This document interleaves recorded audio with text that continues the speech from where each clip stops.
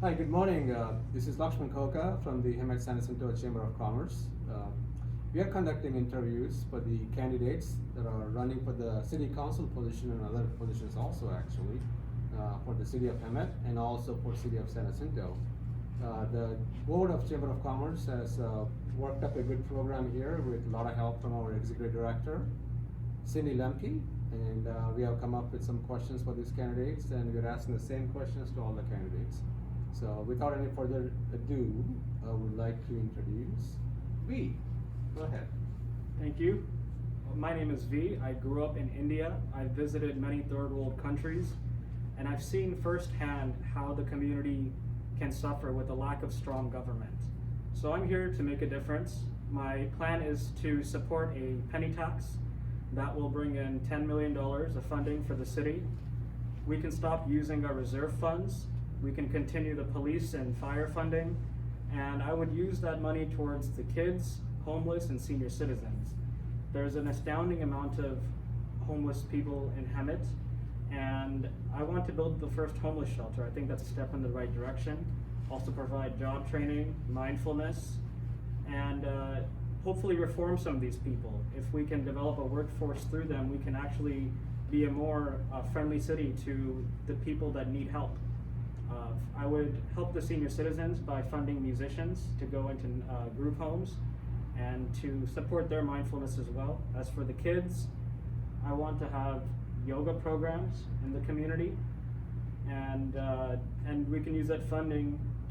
We can use the tax funding to provide yoga mats, get the state on board with this idea, and also to provide scholarships for local students. I went to UCLA for a few years, studied a lot of science, and I'm continuing to apply that knowledge to the real world, and that's why I'm running for the council, because I think I'm a right fit. Thank you, V. Here's your first question from the Chamber Board.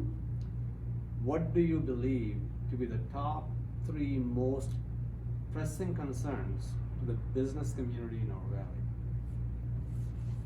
The first most pressing concern would be the coronavirus pandemic. I've read that it's going to take an economic halt on things, but businesses are picking back up. I would tell the businesses to keep being optimistic. The second problem is homelessness. There is not one homeless shelter in Hemet. I went up to almost 500 houses during this election cycle, introduced myself, and one of the main things that I heard people complain about was the homeless situation. There's not enough city funding for these groups, and that's one thing I want to change. I think it'll increase the property values if we do address this problem correctly. The third issue I would say is infrastructure, especially with the water. I think that's a big problem. I talked to a local water expert. He says that we're having issues with the aquifers, and also having other companies. For example, there was a problem with us using too much water, and this dried up other water sources for other members of the community. And that's one thing that that's another problem that I would address. Okay, thank you. Question number 2. Do you believe the city's budget process should budget expenses to meet revenue goals, or just revenues to meet budget and spending priorities? Also, what are your thoughts on Measure U funds? So the first question, I think that we should adjust our revenues by introducing a new tax. If someone's buying a cheeseburger, they'll just pay 2 cents on the dollar. It's not that much money, but it will make a world of a difference. It'll double our Measure U revenue. We can keep the funding for the police and the fire the same, but we would have $10 million more to work with as a city.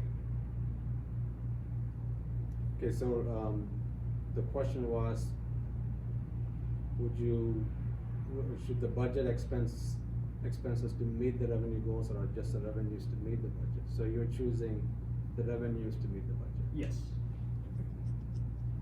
And so on the Measure U, Are the funds of Measure U, are they being used for what it is, and you're okay with what it's being used for? Yes, the public was told that these funds would be used for the police department and the fire department. Around $7 million is going to the police, and the rest is going to the fire department, just as the city had promised. So you want to keep the Measure U funds for the original reasons and not put it into general fund? Yes, the original Measure U that's generated $10 to $11 million, I would keep that the same as far as where it's going. I would add another penny to it, and that would double our revenue from 10 to 20 to $22 million. And we can use that extra money for other community services. Thank you.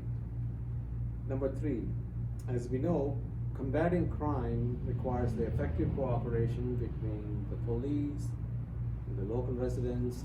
As a candidate, what do you believe is the responsibility of the local residents to combat drugs and violence in neighborhood?